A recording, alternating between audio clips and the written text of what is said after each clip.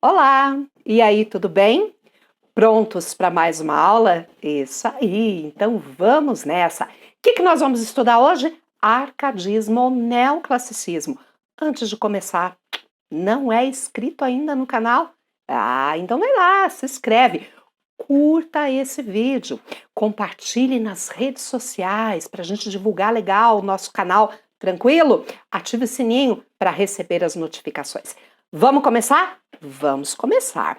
Olha lá, arcadismo ou neoclassicismo. Aqui eu estou trazendo uma relação das escolas literárias estudadas até então.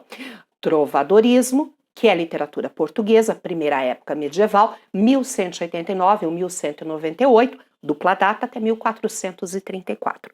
A segunda época medieval, o humanismo, 1434 até 1527. Então, primeira e segunda época medieval. Na sequência, classicismo, 1527 a 1580. Essas três escolas literárias apresentadas, como eu disse há pouco, pertencem à literatura portuguesa. O Brasil foi descoberto quando estava acontecendo o humanismo em Portugal, em 1500. Nós ficamos 30 anos aqui esquecidos. A partir de 1530 começou o nosso processo de colonização. E aí a gente pode falar de um princípio de literatura. Mais valor histórico, mais valor documental, mas eu tenho o quinhentismo, meu primeiro movimento, de 1500 a 1601. Na sequência, o Barroco, 1601 a 1768. E agora o que nós vamos estudar? O Arcadismo ou neoclassicismo, 1768 a 1836. Só para constar, aqui tem o restante das escolas literárias, tá bom? Só para a gente ter um panorama geral com a marcação das datas. O que eu quero ainda fixar com vocês? Toda escola literária, ela vem sempre contra a escola anterior e a data de término de uma é a data de início da outra. Olha lá, 1434, 1434, 1527, 1527. Olha lá, 1601, olha aqui o início do Barroco. Ó, o Barroco termina em 1768, é quando vai começar o arcadismo, tá certo? Então, equivale a dizer que o romantismo, tá vendo? Começa em 1836. Toda escola vem contra a anterior? Então, o arcadismo é um movimento que vai se opor aos princípios do barroco. Isso aí. Então, o arcadismo ele vai contra o barroco, mas ao mesmo tempo que se opõe ao barroco, ele busca no movimento anterior os seus ideais. Qual é o movimento anterior? O classicismo. Olha aqui como nós abrimos a nossa aula. Arcadismo neo. O que quer dizer neo? Novo. Novo classicismo. De boa? Então tá. Vamos começar analisando o nome. Arcadismo vem de Arcádia. Arcádia é uma região mitológica governada e administrada pelo deus Pan, que vivia na natureza, junto com as suas musas inspiradoras, na mais completa, com seus pastores, né? Na mais completa harmonia. Vou repetir. Arcádia é uma região mitológica, governada e administrada pelo deus Pan, que vivia junto com pastores no campo, na natureza, tinha as musas na mais completa harmonia. A definição do nome Arcádia vai me ajudar a montar as características desse movimento. E ele também é conhecido como neoclassicismo. Neo quer dizer novo, novo classicismo, um resgate dos valores do classicismo, uma volta, né, aos princípios da antiguidade greco-romana. Escritores do Renascimento são imitados, são copiados, entendam isso, tá? Copiados bem entre aspas aqui, tá certo? O início do arcadismo no Brasil. Falei que 1768, mas faltou dizer a obra. Obras poéticas de Cláudio Manuel da Costa marcam o início do arcadismo, que termina em 1836 com a publicação de Suspiros Poéticos e Saudades de Gonçalves de Magalhães. Fixei aqui o início e o término, marquei cronologicamente o nosso movimento. E faltou agora situar o contexto histórico. Econômico e cultural. Na época do Barroco, a economia estava no Nordeste em função da produção da cana-de-açúcar, da extração da cana. Houve a quebra da produção da cana e a descoberta de ouro e pedras preciosas na região de Minas Gerais. Com isso, aconteceu um deslocamento do eixo econômico, saindo do Nordeste, na época do Barroco, e indo para Minas Gerais, extração de minério, Rio de Janeiro, porto do escoamento desse minério. Então, ali está a economia. Aonde está a economia, aonde está o dinheiro, está o homem. Aonde está o homem, está a literatura. Estão as manifestações artísticas. Então, nesse período, eu vou ter escritores que pertencem ao arcadismo e que vivem, moram em Minas Gerais. E sabe o que mais? Tem uma profunda amarra com a Inconfidência Mineira. Lembra da Inconfidência Mineira? Uma tentativa de independência do Brasil. Quem é o mártir da Inconfidência? É Tiradentes? Pois é, Cláudio Manuel da Costa, que começou o arcadismo no Brasil. Tomás Antônio Gonzaga, o grande nome do arcadismo brasileiro, eles estiveram envolvidos no processo da Inconfidência. Lutaram junto com Tiradentes pela independência do Brasil. Certo? Tiradentes enforcado, esquartejado, pedaços dele esparramados pela cidade inteira. Aonde era a casa de Tiradentes, eles salgaram o terreno, lugar maldito, nada mais pode dar ali. Os nossos arcades, escritores do arcadismo, também sofreram consequências. E nós vamos estudar cada um deles, a vida, as obras e tudo mais.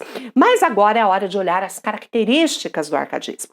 Bucolismo, a mais importante, guarda no coração essa característica. Bucolismo quer dizer vida no campo, em contato com a natureza. É o cenário dos meus poemas, dos textos produzidos no arcadismo, é sempre o campo. Então, minha amada, agora nos sentemos sobre a sombra desse cedro levantado. Olha aquela ovelha, veja aquele gado, olha como pastam. Então, sempre eu vou ter termos que fazem referência à vida pastoril, tá? Então, ela vai ser um modelo, a vida pastoril vai ser um modelo de existência. Característica, portanto, bucolismo. Ok? Fingimento poético, pastorialismo. O que é isso? Os nossos escritores, eles estão fingindo, estão vivendo no campo, né? Fingem que são pastores. E para isso eles adotam pseudônimos. Quando começou o arcadismo? 1768. Com que obra? Obras poéticas. De quem? Cláudio Manuel da Costa. Sabe como Cláudio Manuel da Costa assinava as suas poesias? Com um fingimento poético. Ele assinava como Glouceste Saturnio. E o grande nome, o Tomás Antônio Gonzaga, sabe como ele assina suas poesias líricas? Dirceu. Já ouviram falar de Marília de Dirceu? Pois é. Então os escritores, eles fingem ser poetas. Vamos definir o arcadismo? Arcadismo vem de Arcádia, definição do nome, tá? Arcadismo vem de Arcádia, que é uma região mitológica, governada e administrada pelo deus Pan, que vivia no campo, junto com seus pastores, na mais completa harmonia. Então, nesse fingimento poético, nesse pastoralismo, eles têm essa adoção de pseudônimos, né? Tomás Antônio Gonzaga, como eu te acabei de falar, ele assinava como Dirceu. Cláudio Manuel da Costa, como Glouceste Saturno, Basílio da Gama, Termínio Cipílio e assim por diante, tá? Exaltação da natureza. Mas que tipo de natureza? A natureza campestre, o campo, é essa que é exaltada, tá? Sempre de uma maneira muito serena, muito tranquila.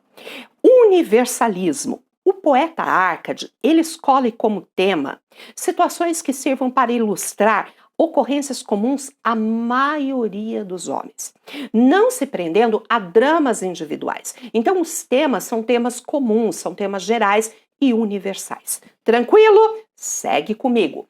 Equilíbrio entre a fantasia e a razão, se opondo ao barroco. O barroco é a escola do desequilíbrio. O homem do barroco, ele não sabia para que lado ir. Deus, diabo, céu, inferno, vida e morte, reforma, contra-reforma, teocentrismo, antropocentrismo. Esse homem que não sabia o que fazer, que era um homem em dúvida, angustiado, produzia uma literatura rebuscada, reflexo dessa angústia.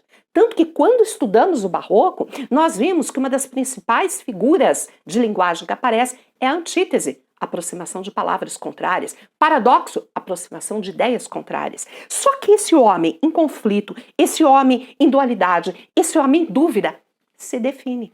E agora ele opta pelo lado do equilíbrio, da razão, da lógica, tá certo? Esse é o homem do arcadismo. Essa é a literatura Arcade. Presença de entidades mitológicas. Gente, a mitologia, ela faz parte da cultura greco-romana. Ela aparecia lá no classicismo. Lembra qual é a obra mais importante do classicismo português? Quem é o escritor e qual é a obra? Acertou quem falou? Os Lusíadas, isto, de Camões. E ali a gente tem a mitologia. Baco, o deus do vinho e da prostituição, é o grande opositor dos portugueses. Vênus, que é a deusa da beleza, é a grande protetora dos portugueses. Gente, aqui no canal, eu acabei de falar do barroco. Tem um vídeo sobre o barroco? Tem sim. Tem um vídeo sobre o classicismo, sobre os Lusíadas? Tem também. Não esqueçam de assistir. Vocês serão muito enriquecidos com isso, vão compreender melhor todo o processo da literatura. Então vamos lá. O classicismo, ele tem a mitologia. O neoclassicismo, o arcadismo, também vai ter. Então eu vou ter a presença da mitologia como uma das marcas, das características aqui. Utilização de períodos curtos, diferente do barroco, que fazia inversão, período mais longo, né, para mostrar esse sofrimento, esse rebuscamento.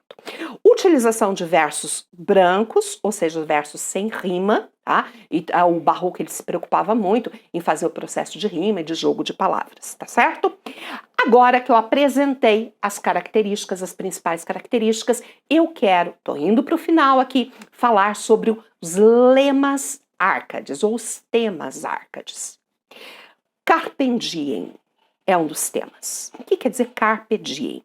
Carpe diem significa aproveitar agora o momento presente. Gente, a vida é muito rápida, a vida é efêmera, tudo passa, tudo é transitório. Então a proposta deles é viver intensamente cada momento, aproveitar o momento presente. Carpe diem.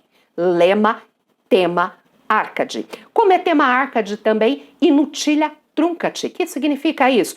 Corta o inútil. Aquele inútil todo feito pelo barroco. Então agora vamos procurar de uma forma mais simples falar das coisas que são felizes da vida, ou seja, as coisas simples, contrárias àquele ornamento todo apregoado pelo barroco, tá bem? Aurea mediocritas, equilíbrio do ouro, ou seja, o equilíbrio, ele vale ouro. Elogiam, portanto, a vida simples, sem luxos, nem privações. Uma vida no campo, onde o pastor está lá em contato com a natureza, junto com a sua amada. Esse é o ideal de vida para os Arcades. Fugere urbem tem a ver com o que eu estou falando. Fugere urbem, fugir da cidade, enaltecendo a vida no campo, criticando a vida na cidade. Ao locus amoenos, lugar agradável, é uma variação dos cenários bucólicos e primaveris. A natureza é idealizada como espaço de beleza e de primaveras eternas. Qual é o lugar de beleza? O campo. E aí a gente recai naquela primeira característica que eu pedi para vocês guardarem no coraçãozinho, que é o bucolismo. Não dá para falar em arcadismo, neoclassicismo, sem pensar em bucolismo. Beleza, meus amores? O que nós fizemos agora? Olhamos para o arcadismo como escola literária, fixamos o tempo em que aconteceu o arcadismo no Brasil, falamos do momento histórico que estava acontecendo, econômico da época, e aí eu apresentei as características e os lemas Arcades. Num próximo encontro, nós vamos falar sobre os escritores do arcadismo. Vou dar uma leve pinceladinha. Nós vamos falar de Cláudio Manuel da Costa, que começou o arcadismo no Brasil. Tomás Antônio Gonzaga, o grande nome do arcadismo brasileiro. Basílio da Gama, que escreveu o Uruguai e está esse ano na lista de livros da UFPR. E aqui, Frei José de Santa Rita Durão.